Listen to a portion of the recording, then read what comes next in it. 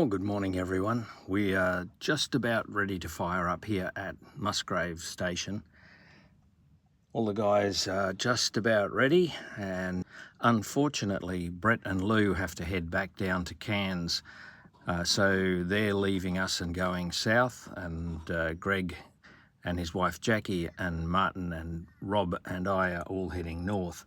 So today the plan is for us to go to the coast and track up the coast to past Lockhart River and then up to the Pasco River and then go west to land at Moreton Station for lunch.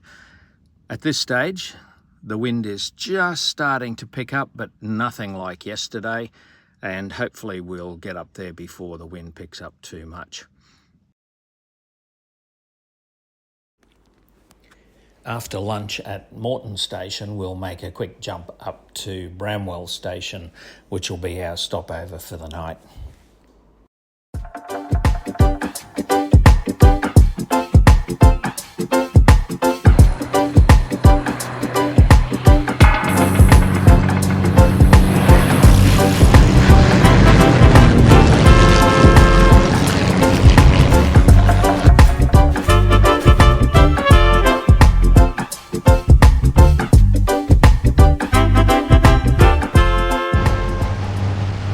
This part of Australia really is wild and desolate. The beaches are windswept, and there are long periods where there is literally no sign of human existence. No roads, no houses, just forest, sand and water.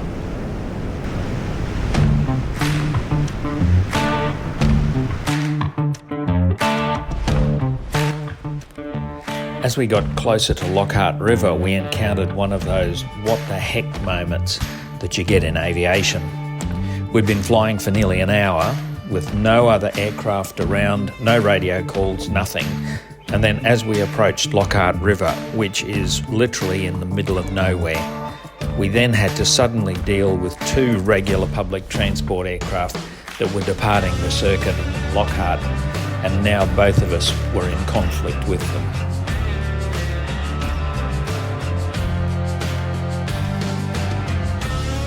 It didn't take long after Lockhart River for Moreton Telegraph Station to come into view.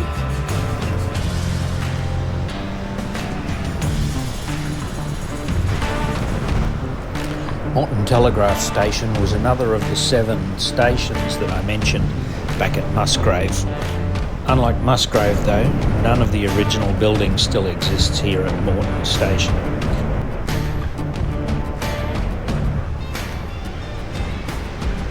Moreton Telegraph Station is on the northern bank of the Wenlock River and has a campground and cafe, but not much else.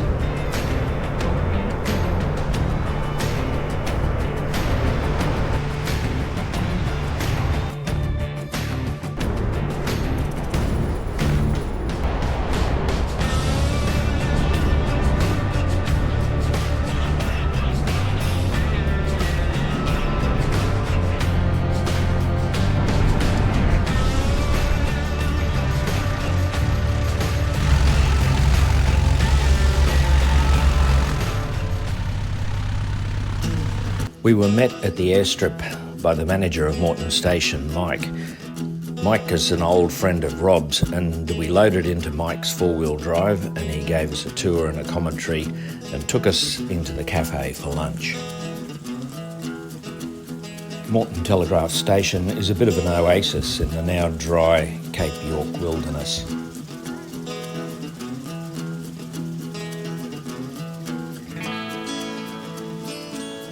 But it does have some reminders of a tough and unyielding past. After lunch, we walked down to the river, which was really cool and inviting, but we had to be constantly watchful for crocodiles. Definitely no swimming and not even walking close to the water.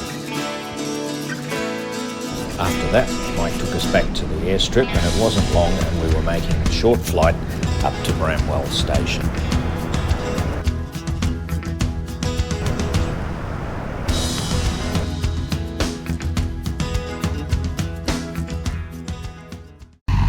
Not long after we arrived, John and Terry Ann Atkinson arrived direct from Mareeba in their Long Easy. A little while later, they were followed by Johnny Moore and Bruce Williams.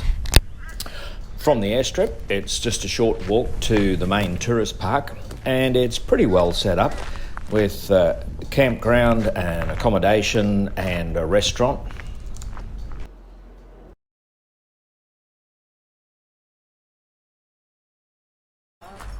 And we had to have the obligatory wander around and explore the place. And again, an inviting creek, but known to harbour crocodiles. The only negative thing we had about Bramwell was that we got bumped out of the better rooms, despite booking months ahead and having the booking in writing. We ended up in these tiny little rooms with shared toilets and shower facilities, and the better rooms were given to a tour bus company. But apart from that, there was little to complain about really. We headed over for dinner and the food was good, there was plenty of enjoyable company and the entertainment was first class.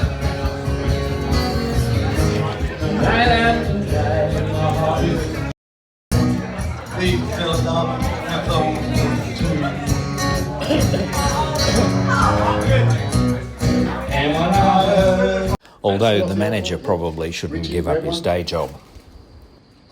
I don't know how they managed it, but the main show for the night was a really good comedian magician.